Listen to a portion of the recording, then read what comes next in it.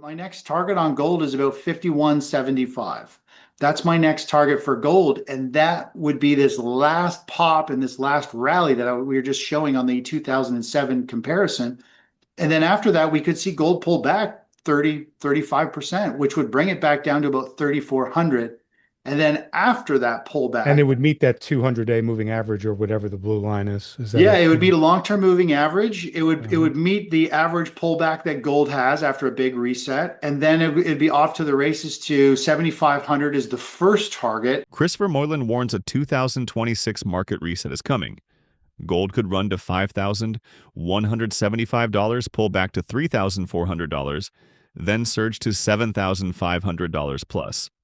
Silver may spike to $80 to $84 before a sharp correction. He rates gold and silver 100 out of 100 buys short term, but says time is limited. Equities face a major decline. Protect capital now and prepare to buy miners and uranium after the crash.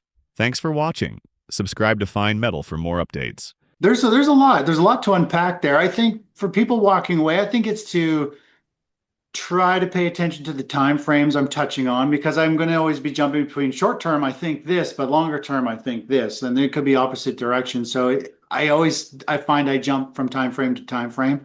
So I think people just need to be open to some of the ideas I have, which might not favor what they want. I mean, people might be, perma higher prices for precious metals, and we might see a bit of a roller coaster ride actually in the not so far future before it goes a whole lot higher. I'm very bullish on metals long term, but I do think we're coming into a little bit of a headwind going forward. So I think it's just to be open that, hey, yes, I do think metals are going to go much higher. I think I have about a $7,400 gold target, but I think we're going to have a bit of a roller coaster ride before then. Silver as well, and so are miners. But yeah, I think one of the things too is I focus on the charts. I focus on what price, sentiment, volume, money flows between various assets are doing, because all assets are related in some way. If one asset's going down, that money coming out is going into something else.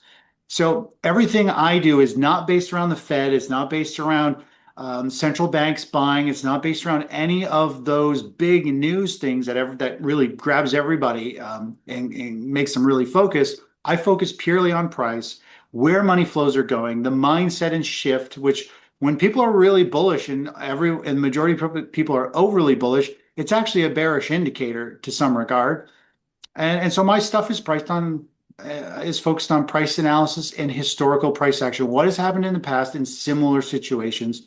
And I follow price. I don't predict it. So that's the biggest thing. I don't try and pick tops or bottoms. I just let the bottom be formed, and then I jump on board a little later. I let the top be formed and start to sell off, and I move out saying, okay, well, that was the top, I'm out.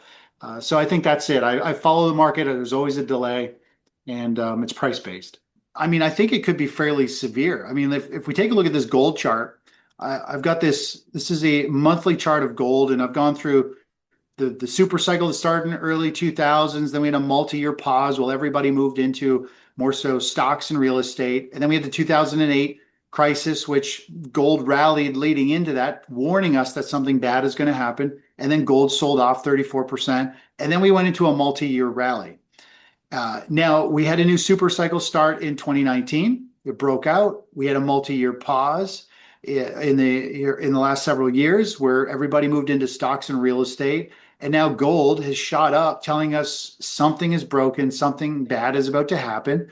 And then we're going to see this stock market and everything, I think, go through a similar scenario in terms of there's going to be different news, different reasons. I think people need to be aware that a lot of things are aligning for this to happen, very similar to the price action in 2000 and 2008. In fact, if we take a look, I don't want to get too far off onto a rant on this, but let's just look at these two charts for a second, Gary. The left one here is the S&P 500 weekly chart. And if you look down the bottom, you can see it's 2003 to 2007 high. Now, the yellow line up here is the price of gold. Now, both stocks and gold rallied significantly. The same as what we're seeing on the right-hand chart, which is the S&P 500 and gold over the last several years. What I think could happen here is eventually we start to see the stock market put in a top and start to move down. And as we talked about earlier, money rotates from one asset class to another. So as the stock market starts to sell off and drops 20% potentially over the next month or quarter in 2026, that money is going to come out of equities and it's going to go into whatever asset is performing well, which the yellow line here is gold. And of course, it shot higher. And so I think we're going to see something very similar to that, where gold shot up 34 or 35%, while stocks pulled back. And the really interesting part here, and I think you and I may have touched on this. I'm not sure if you and I have touched on this in the past, but down below here, I've got multiple charts. I've got gold miners, we've got silver, we've got platinum and palladium. And what happens is suddenly they all came to life. We saw a big move up in platinum, palladium, and miners. All of these, we saw money move into all of them. The stock market started to sell off on the top chart, and everybody started to pile into everything precious metals related. And when they all shoot higher, that's going to be the major warning sign. When we see the stock market sell off and everybody pile into the precious metals and mining space, that to me is a big red flag that, okay, not only has the stock market topped, but it probably means the economy is going to top over the next quarter or two. So we'll see the economy data start coming in negative, but it also means the precious metal space is also about to top, because when we go into a recession, when we see mass selling, almost everything gets sold off. Doesn't matter how strong of an investment it is and how bullish you are on it, which everybody is at that point. Everybody thinks precious metals are the only thing to hold and they're going to go to infinity and beyond. That's usually when it tops out, and then eventually they all crash and they sold off 30 to 70%, depending on which asset it was. So that's the scenario that I feel like could play out. And I mean, I know a bunch of your followers are going to say the same question because I get it all the time. They're like, well, 2007 and 8 is nothing like today. And my argument is, every market correction, every bear market that comes in, they all look the same. Do you see a massive historical, crash coming, moment like 1929, like 2000, 2008, or do you see more of a, 1968 through early 1970s or mid to late 1970s rolling recessions that are not as deep? Yeah, I don't know. In a way, I kind of want one to be fast and sharp and painful and then rebound with a vengeance and be over and done with. But a long rolling one will be painful. Yeah, True. I don't know. I mean, I do think there's going to be something very big and bad. It's gonna be a wake up call to almost everybody in the financial, almost everybody, period, because it's going to affect them, their business, it's their job if they're working for somebody, their real estate, their portfolios. It's going to devastate a lot of people. And the world to me is so crazy right now. Something needs to break to reset things. Like the stuff going on is completely ludicrous. You look at this big cycle, this Benner cycle. This is something I think is pretty interesting because this is the year we're coming into, 2026. Samuel Benner, he was a farmer and he did this back in the 1800s, this cycle chart. And he's called some pretty major crashes. The tech bubble, we had the 2007 market top, we had 2019 ended up being a big mass kind of panic with COVID. And we have another high and a major market topping in 2026. Now, obviously, this is big picture, give or take a year or two. You don't know when these cycles may top or bottom, but it is saying 2026 is the year of a major market top. You should be selling into these good times, selling at high pricing. We're seeing the same thing happen now. And what happens, because investors want to make more money, is they naturally go, okay, well, forget gold. It's kind of slow and kind of boring. Let's move into the faster moving stuff, which I think a lot of people in the precious metal space are also into uranium. So whatever's moving faster, they naturally go in. And silver has led the way. It's already broken out. It's showing much more strength and momentum than gold is. And so it's a small market. So when a small group of people say, hey, I'm actually going to sell my gold, I'm going to move over to silver now that, it looks like we're on this big rally mode. To me, this is one of those sentiment things saying, okay, the mindset is starting to shift from trying to take advantage of the rising tide in precious metals to now people are moving over to the precious metals saying, I want to make more money. Like, how can I make more, right? So now they're pushing their money into all black or red or whatever. They're moving it to more specific leverage plays, not just kind of the whole pocket of gold and silver. So this to me is telling us that we're in a high momentum phase. People are looking to make the most money, and this is primed and ready for a very strong pop and rally. I think the next target for silver is about 68, and then I think it goes about 71, and I think we could go up to about 84 or so based on technicals. But Is that silver, is that 84 around the time that you're expecting the gold pullback at 52 at yeah, 5,200-ish? I think gold could hit like 5,200. I think silver would probably be testing like the $80 mark somewhere in there. It'll be volatile. We're going to have these Yeah. blow off phases, and the silver chart definitely shows a really clear picture when you look at the monthly chart and you go back in time. I mean, silver, you could pretty much give this chart to a fifth grader and be like, what happens next, Right. right? It's not the most bullish side or sentiment. It's like what goes straight up usually comes straight back down in this space. So the question is, where is this peak? And I'm not saying it's going to come all the way back down, but I do believe we're in a parabolic move. I think we're in a feeding frenzy. I think we're in that perfect storm for gold and silver really to move higher. I think we could see silver have this crazy another green bar or two. This is the monthly chart. And then eventually, I think we're going to see a very strong pullback. And I think the new range for silver at some point here will be somewhere between probably like 84 and, probably 50. That'll be the new big range that it trades in. The whole thing is like I'm trying to protect people from getting caught on this. And because I work with thousands of investors, most of my investors are 50 plus, they have millions of dollars, they have a great lifestyle, they're retired or close to retiring, and they just don't want to lose half their money and change their lifestyle. And they're Absolutely. worried, right?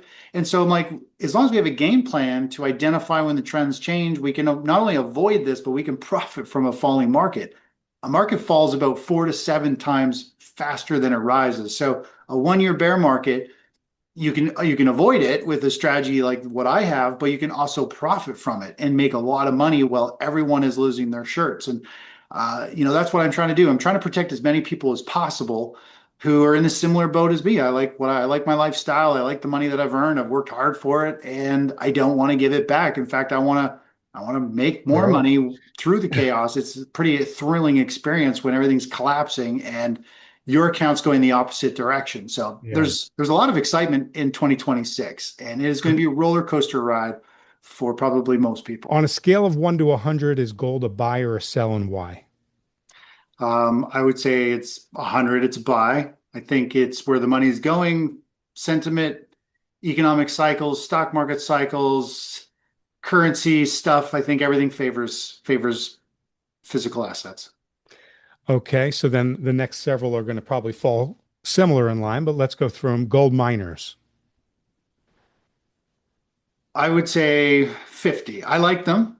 I rank them 50. I think gold is a more steady. You've got more chance to make money, I think, in gold in this push. If we have to hold for a year, I think gold could still be at this price or higher. We could hope for some Miners might for struggle the a bit because the stock market will pull down and it might pull the miners down a little bit with it. okay. Physical silver. You could think 6 months if you want. Yeah, I would say silver is like 100 as well. It's more volatile than gold. I think it's going to pop and rally percentage wise really well. So I like both of them right now. I like them a lot. Okay. Do you look at silver miners similar to gold miners? I do. Yeah. Okay. All right. So let's move to copper then. I don't know copper too well. I would give it I would just put it at a 0 just because I don't know it. I don't trade it really. So Okay, that's fine. So we'll bypass that one. Let's go to uranium. I like uranium. I for myself would put it at a 0 right now, not to buy, but I want to buy it after a reset because I think it's going to go ballistic. As we saw that big chart, it has put in a massive base and it is going to go ballistic, I think, on the next bull market rally. Okay, wonderful. Let's go to oil. I would say oil is a 0. Like I don't think you want to hold it right now. Um, I think the economy is going to weaken. I don't know when it's going to find a bottom. It could flounder for 6 to 12 months. Okay. Let's move over to the general markets. We'll start with the NASDAQ. 0. I don't think I would want to invest everything. And like as a short-term trader, we're long, but we also get out quickly, right? So a long-term investor, I would steer clear of the stock market right here. Okay, so you feel the same way about the S&P? I do. Okay. So let's move over to treasuries. We'll start with short-term treasuries. 1 to 100 and why? Um, I'd say about a 50. I think treasuries are going to hold their value. I think we're going to see the interest rates stay sideways or fall a little bit, and I think we could see the bond prices go up. So I think the biggest thing is a lot of people don't realize how quickly the markets can collapse, how quickly you can get underwater and get stuck with losing positions, and people hit that threshold very quickly where they're like, I'm down too much, I just can't get out now. And then the market keeps going down a lot more, maybe another 20 or 30%, and then takes 5 or 10 years to come back, right? I think people need to just know, like, you don't have to ride the market gyrations. You don't have to ride the downward slopes, right? If you follow price and you can identify trends, you know when a trend is turned down. You could look at the weekly and the monthly charts. There's ways to identify it. So I think the biggest takeaway is if you love the way your lifestyle is now and your trading account, your investment account sizes, you need to have some insurance plan, some strategy that will tell you when to pull the plug and just move to cash and be happy avoiding chaos and earning interest. While everyone else you know is crying every day and panicking.